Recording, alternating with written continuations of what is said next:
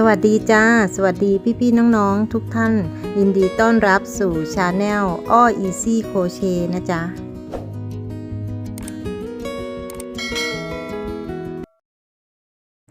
สำหรับแพทเทิร์นลายนี้นะจ๊ะที่พี่อ้อจะสาธิตให้พี่ๆน้องๆทุกท่านได้ชมกันนะลักษณะของลายด้านหน้าจะออกมาคล้ายๆกับเปลือกหอยซ้อนๆกันนะจ๊ะส่วนด้านหลัง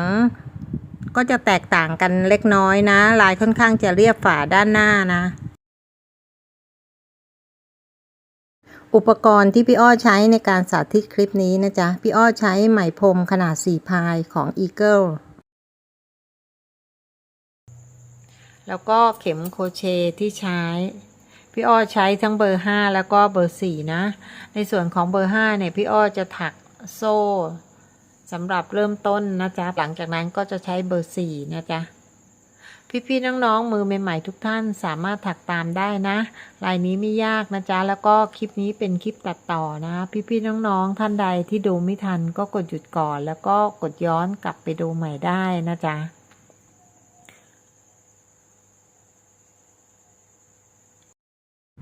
สำหรับพี่ๆน้องๆท่านใหม่ๆทุกๆท่านนะจ๊ะที่เพิ่งเข้ามารับชมคลิปนี้เป็นครั้งแรกนะหลังจากชมคลิปนี้จบแล้วเห็นว่าคลิปนี้มีประโยชน์รบกวนช่วยกดติดตามกดไลค์แล้วก็กดแชร์คลิปนี้ไปให้เพื่อนๆเราด้วยนะจ๊ะ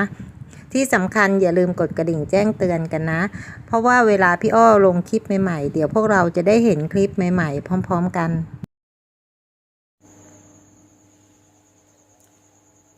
สำหรับแพทเทิร์นลายนี้พี่อ้อจะขึ้นด้วยโซ่นะจ๊ะส่วนจำนวนโซ่ก็จะใช้20 โซ่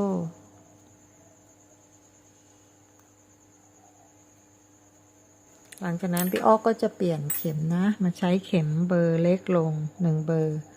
ก็จะใช้เบอร์4นะจ๊ะต่อไปพี่อ้อจะถักด้วยซิงเกิลโครเชต์ลงในโซ่ทุกหลักตลอดทั้งแถว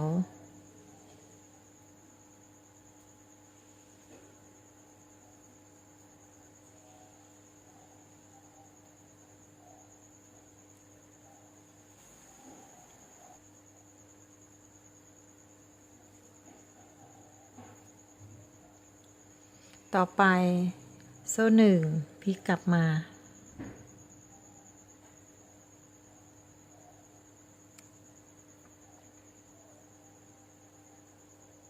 ซิงเกิลโครเชต์ลงในโซ่หลักแรกต่อด้วยโซ่2ถักดับเบิลโครเชต์5 หลักรวบพร้อมกันหลักที่1หลักที่2หลักที่3หลักที่4หลักที่5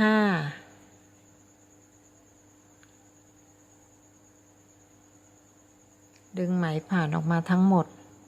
แล้วก็รวบโซ่1ซิงเกิลโครเชต์ในโซ่หลักถัดไปต่อด้วยโซ่2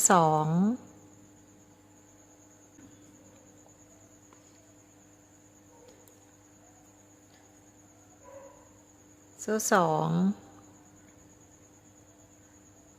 ถักดับเบิลโครเชต์5 หลักรวบพร้อมกัน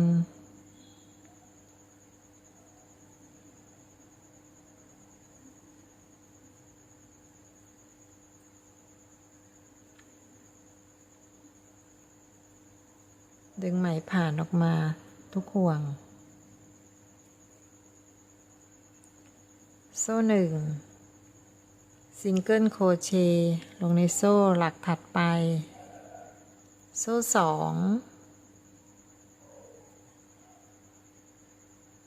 ถักดับเบิลโครเชต์5 หลักรวบพร้อมกัน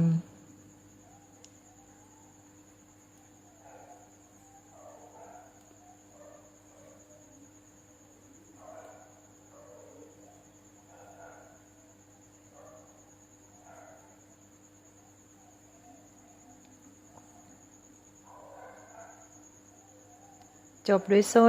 1ซิงเกิลมาหลักสุดท้าย ลักษณะของลายก็จะออกมาแบบนี้นะจ๊ะ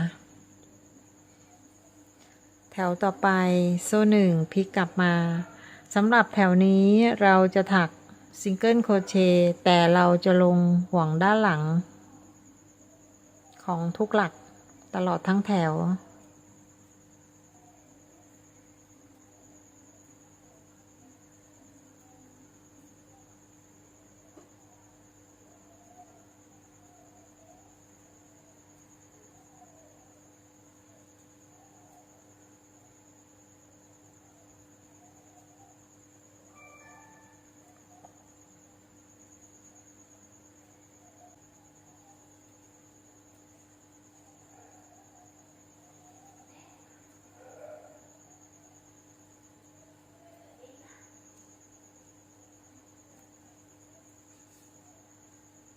ลักษณะของลายก็จะออกมาแบบนี้นะจ๊ะ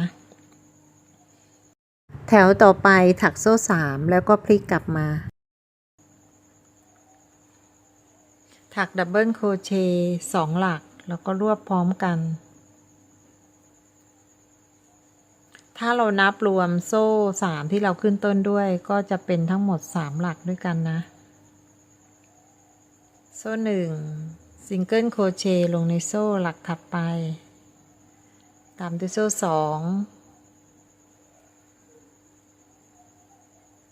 2ดับเบิลโครเชต์5หลักรวบพร้อมกัน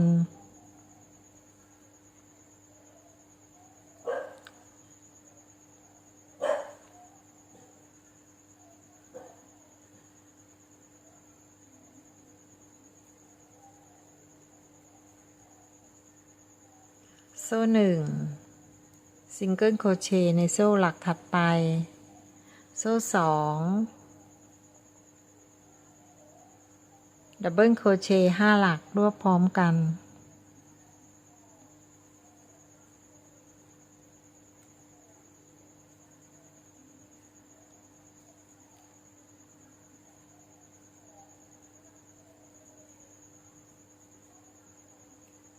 โซ่1ซิงเกิลลงโซ่หลักถัดไปแล้วก็โซ่2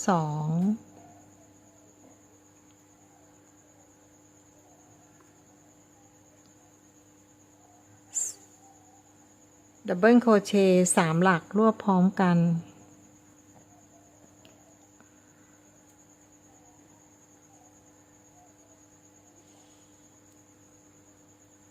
ก็จะเป็นลักษณะนี้นะจ๊ะ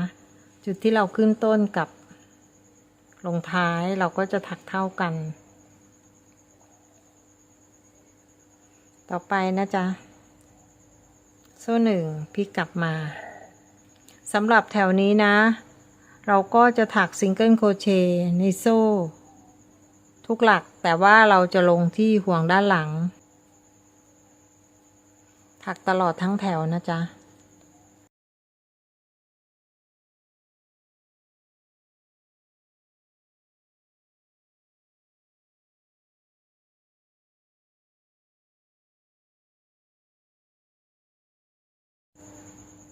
ลักษณะลายที่ได้จะออกมาแบบนี้นะจ๊ะลักษณะของลายนี้นะจ๊ะเราจะถักสลับกันระหว่างซิงเกิลโครเชต์1แถวและดับเบิลโครเชต์5หลักรวบพร้อมกัน1แถวลักษณะก็จะออกมาเป็นเหมือนเปลือกหอยแบบที่เห็นนี้นะจ๊ะเดี๋ยวพี่อ้อจะสาธิตอีก1แถวนะจ๊ะคือแถวที่เราถักเป็นรูปเปลือกหอยแบบนี้นะแถวนี้จบแล้วนะจ๊ะต่อไป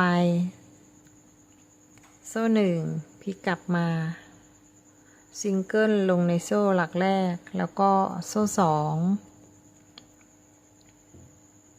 ดับเบิลโครเชต์5หลักรวบพร้อมกัน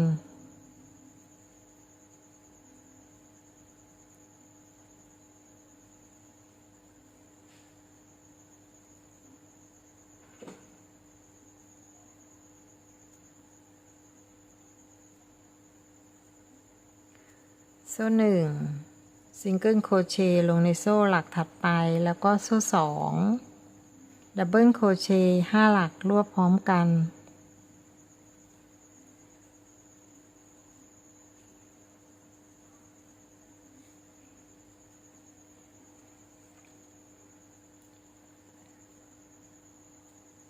ดึงไหมผ่านออกมารวบโซ่1ซิงเกิลโครเชต์ลงไปในโซ่หลักถัดไปแล้วก็โซ่2เหลืออีก1ลายคือลายสุดท้ายนะดับเบิลโครเชต์5หลักรวบพร้อมกัน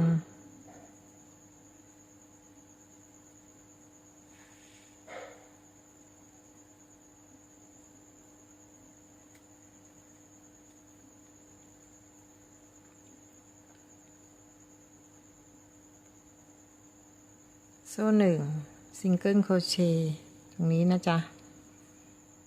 ลักษณะของลายที่ได้ก็จะออกมาแบบนี้นะถ้าเราจะขึ้นแถวถัดไปเราก็จะถักด้วยซิงเกิลโครเชต์ลงในห่วงด้านหลังของหลักนะโซ่1นะจ๊ะพี่อ้อจะสาธิตเท่านี้นะ3ช่วงลายก็คือแถวที่1 2 3แบบนี้นะจ๊ะลายนี้ก็ถักไม่ยากนะพี่ๆน้องๆมือใหม่ๆถักได้แบบสบายๆนะถ้าดูไม่ทันก็กดหยุดก่อนนะจ๊ะแล้วก็กดย้อนกลับไปดูใหม่ได้นะลายนี้ไม่ยากจริงๆจ้าลองถักกันดูนะจ๊ะสำหรับชิ้นงานที่พี่อ้อถักเสร็จแล้วนะก็จะประมาณนี้นะลักษณะของลายด้านหน้าจะออกมาเป็นแบบนี้นะเป็นนูนๆคล้ายๆเปลือกหอยนะจ๊ะในส่วนของด้านหลังลายก็จะเรียบฝ่าเล็กน้อยนะลายนี้ถักไม่ยากนะจ๊ะพี่ๆน้องๆมือใหม่ๆทุกท่านสามารถถักได้สบายๆนะลองนำไปปรับใช้กับชิ้นงานต่างๆที่พี่ๆน้องๆทุกท่านต้องการดูนะ